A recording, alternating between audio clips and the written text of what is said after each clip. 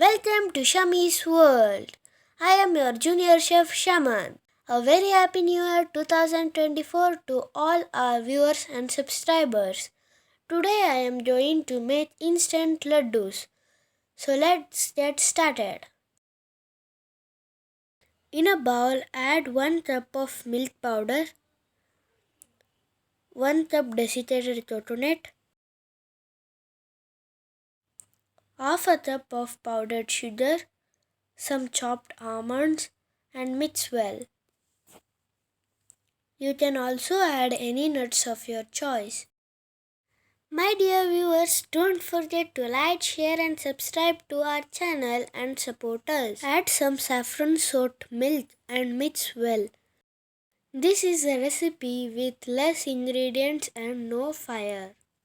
Even children like me can also prepare these instant laddoos. Prepare these laddoos this new year and serve to your family and friends. Take a small ball-sized mixture and make laddoos. Coat these laddoos in coconut powder and garnish them with cherry and serve it. Our delicious and tasty, no cooking instant laddoos are ready. Once again, a happy new year to everyone.